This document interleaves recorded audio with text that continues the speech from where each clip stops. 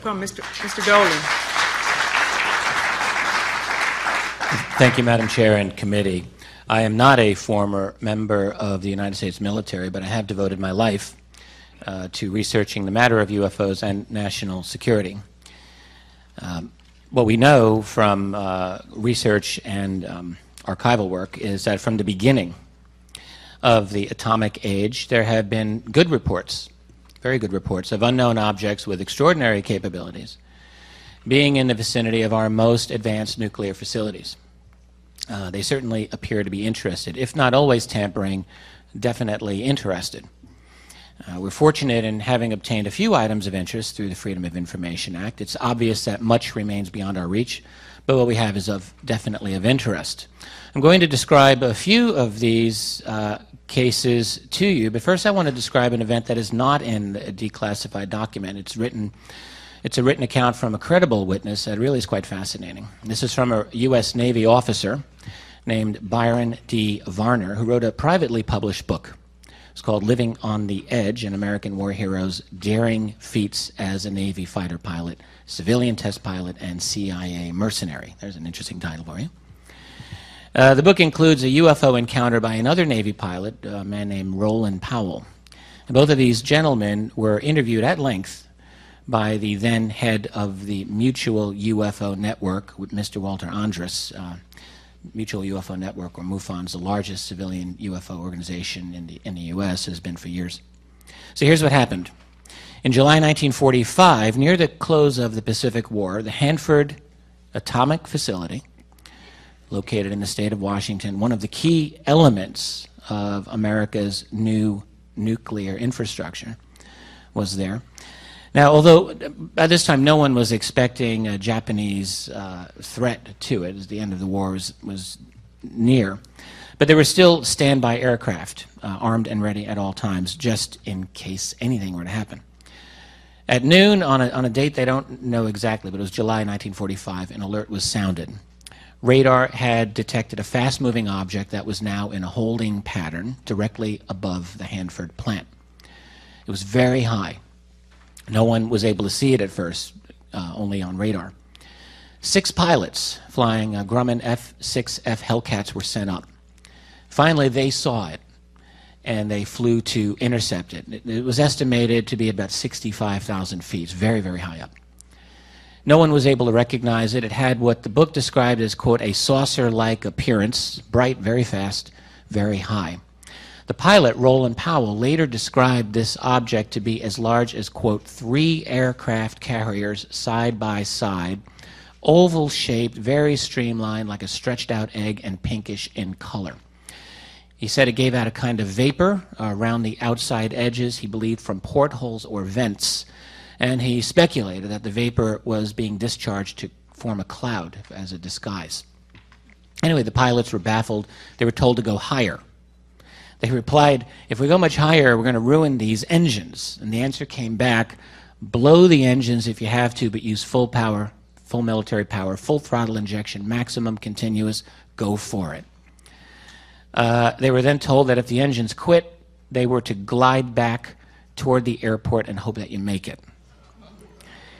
Even so, no one was able to get close enough to the object. It didn't seem to do anything. It just hovered there as if observing, staying well enough out of reach. The pilots were quite amazed at its ability to hover. Finally, some engines, according to Reuben Powell, did begin to fail. Fuel consumption got critical, and the planes returned to base. After this, the craft just disappeared as quickly as it came. It did not return. They had pushed their aircraft up to 42,000 feet, which was 5,000 feet above their maximum ceiling. It was very obviously a serious event. No press coverage, as you would expect. Now, you might argue, you might quibble that this is just a story unconfirmed by government or military documents, but it was a detailed story from an experienced World War II pilot, and you can take it for what you will. We do, however, have a number of declassified government documents that describe UFOs being seen over America's nuclear facilities in the early atomic era. Several from the FBI describe a series of events over and near Los Alamos. This is, again, another central component of America's nuclear program. One of these FBI documents from January 31, 1949, and then there was another from a year and a half later in August of 1950, describe what you can only call an invasion of sensitive airspace repeatedly by unknown and extraordinary objects. So the first document gives specific dates for the initial sightings when they began in December 1948. In that month, they occurred on the 5th, 6th, 7th, 8th, 11th, 13th, 14th, 20th, and 28th of that month. And the witnesses were all very high caliber. We're talking special agents of OSI, airline pilots, military pilots, Los Alamos security inspectors. There was some speculation that these objects might have been Soviet, but there were no reasons offered, no evidence offered, and in fact there's no evidence to this day. Meteorites were also ruled out in this analysis. The initial conclusion was that they were either dealing with a previous unknown natural phenomenon or something man-made, except no one seemed to know any project anywhere that could have caused these sightings. And again, after more than 60 years, we still don't. By the way, the second of those documents, referring to Los Alamos incursions, this is by August of 1950, stated that by then a total of 150 observations had been made. You think about it, 150 over that region in about a year and a half.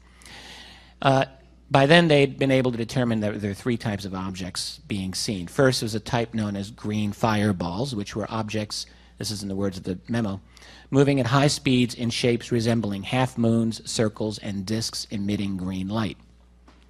The second type was a bit more of the in-your-face variety, that is disks, round flat-shaped objects or phenomena moving at fast velocity and emitting a brilliant white light or reflected light. That's the memo. And then the third type were meteors, at which you might breathe a sigh of relief, except that the author then immediately says, well, aerial phenomena resembling meteoric material, moving at high velocity and varying in color. The colors noted were white, amber, red, and green, so quite a range. We don't know what these objects were to this day. Another key place where the U.S. developed its atomic technologies was at Oak Ridge, Tennessee. Here's where the Manhattan Project had established a pilot plant to produce plutonium. UFOs were reported there as well. A declassified teletype from October 13, 1950, stated that the night before, an Air Force radar installation picked up 11 unknown objects, perhaps more, traveling across Oak Ridge. They were slow, low in the sky, less than 5,000 feet, maybe 1,000. Fighters were scrambled, but they saw nothing. They didn't have any explanation for this. The radar was in perfect operating condition. Everyone knew their job. That was only the beginning at Oak Ridge. An FBI teletype of December 5th, 1950, writes of 6 unidentified objects over Oak Ridge from the previous day. It's clear that people were scratching their heads. Some wondered if this was maybe a weather phenomenon. It doesn't appear to be because the sightings continued. And we get another teletype from just a few days later, December 8th, from the FBI's Richmond office. Here's a quote. This office very confidentially advised by Army Intelligence Richmond that they have been put on immediate high alert for any data whatsoever concerning flying saucers. Violations of airspace there occurred on the 15th and 16th of December 1950, and quite a few over the next few months. And recall that this is during the Korean War. If a major crisis occurring on the other side of the world, monopolizing the news and the efforts of the United States military, and yet you got a statement like this, that they want any information on flying saucers. You have to ask why. Odd craft were seen for quite some time over Oak Ridge. A fascinating document from late 1953 describes a visual sighting of a UFO seen over Oak Ridge. This is an incredible case. An F-86 fighter aircraft had just flown by, after which a black object was seen to appear out of a white cloud. It's about 12,000 to 15,000 feet altitude. It began to travel in large circles very rapidly for about 5 minutes. Sometimes it looked cigar-shaped, sometimes round. Now here, this is the report. Quote, object was extremely black in color, having an appearance of a deep black metal exterior with a fine gloss. It's quite detailed. It did not leave a vapor trail. No sound was heard. The object flew east at a tremendous speed for what appeared to be 3 miles, where it stopped. The object was then joined by 2 more of these same objects. A formation similar to a spread V was formed, and the objects at a tremendous speed flew in an eastward direction. Words fail me at this point. It's rather extraordinary. Incidentally, there's one more document describing a UFO over the Hanford nuclear plant, which I mentioned earlier. Well, we have an Air Force memo from August 8, 1950, which shows us that the Hanford facility continued to be of great interest. Let me just read this brief statement.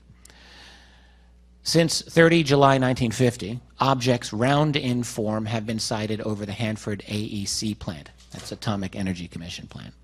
Air Force jets attempted interception with negative results. All units, including the anti-aircraft battalion, radar units, Air Force fighter squadrons, and the Federal Bureau of Investigation have been alerted for further observation. The Atomic Energy Commission states that the investigation is continuing. And by the way, there are no subsequent FOIA documents that we've gotten over what the nature of that investigation was, even though we assume it happened. So all I can say is good grief. Do you think they were taking this seriously? Rather, yes, I think they were. There are many more of these, and I'll be talking about some of those in the next panel. I think that these are more than mere accident or coincidence. Anyone charged with security over these vital installations would have to take these events very seriously. Indeed, not to do so would be a grave violation of one's sworn duty to protect and defend such installations, and it would not be hard to see why deep secrecy would dominate the subject of UFOs. There are many other incidents regarding UFOs and nuclear installations that occurred in later years. As I mentioned, I'll discuss some of them shortly in the next panel. There's even evidence that these types of events have continued to occur much more recently, although they're a little harder to confirm due to the unresponsiveness and stonewalling of affected agencies. Yet the events which took place so long ago not only demand a scientific analysis, but they also cry out to be understood for what they were, a key component in the implementation of secrecy so profound, so serious, that they contributed to the creation of a state within a state, not bound by the traditional American goals of public openness and responsiveness to the people. And one might argue such events are so serious that the public really doesn't have a need to know. Well, I beg to differ. I do think that citizens in a free republic, if they are to govern, which is the basic idea, do have a need to know about the important things in their world. Thank you. Thank you very much. Thank you very much. Excellent. Excellent information.